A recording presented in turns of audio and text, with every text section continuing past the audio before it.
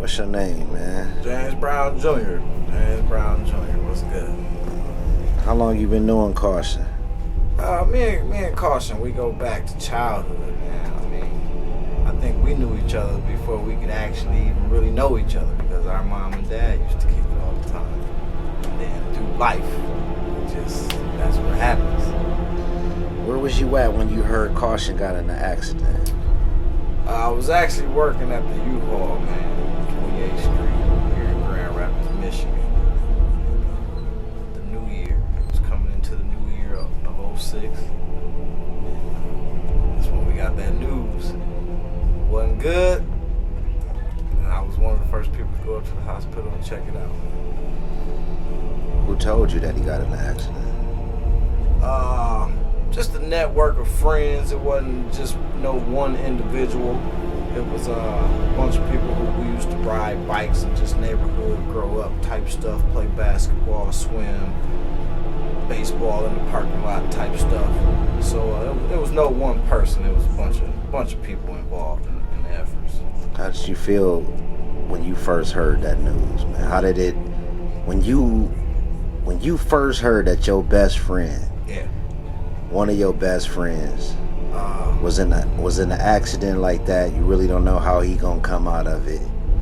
How did that make you feel, man? It hit home, man. Things really hit home. I mean, because you're talking about somebody who I've known all my life. I mean, you're talking somebody that I've played with all my life. I mean, basketball, bowling, riding bikes, the whole nine. Telling each other secrets, huh? The whole nine. I mean, same girls, setting girls up, playing hide, go get it. Y'all know.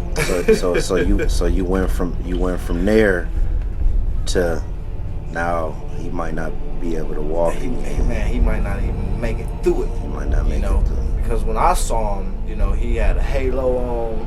He couldn't move. Barely could form enough tears to cry. And it's just something that you can, as a friend, you can feel that pain. You can feel that pain. You don't know that situation. You can't say you know how you feel, but you can feel that pain. This is a dangerous groups that we're dealing with now. Yes. Hey. Kaution. 1, 2, 3. Back at it, man. Tori on the beat. Yeah. Once upon a time, it changed my life. I could have been dead if it wasn't for Christ. Sometimes I cry, but I know why I cry. Sometimes I cry. My spasticity sends shocks like electricity. My shoes you wouldn't wish to be in, you wouldn't wish to be me. Physically, most said that I want MOVE, but see, I was blessed by G-O-D. So now I'm a spinal cord injury. C4, C5, they say that I'm an incomplete. Could've been dead, luckily I L-I-V-E-D. I'm still here, y'all hear my name in the street. On the way to the club, I was stuck in the back seat. Turtle driving drunk, I could've been at home making beats or chilling with wifey, laid up with my family. It feels like a dream that wasn't even planned to be real. Now, what am I supposed to do? Better yet, what if this happened to you? Y'all tell me, what am I supposed to do? Or better yet, what if this happened to you? When you get to the hospital and you finally get to see him, what's going through your mind? Trying not to cry. Trying to be a man for him, trying to be strong for him, just like I do for my kids today.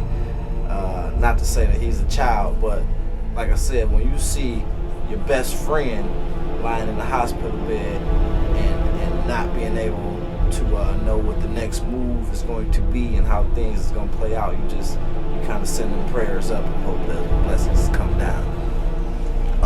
On the hip hop scene, now that we know that he's in a wheelchair now, as far as hip hop, who was Kaution before he got in the wheelchair?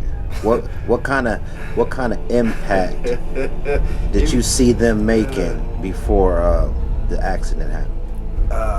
Kaution was Pudgy. Pudgy was this kid that rode around on a purple Debo bicycle. It's my bike, punk.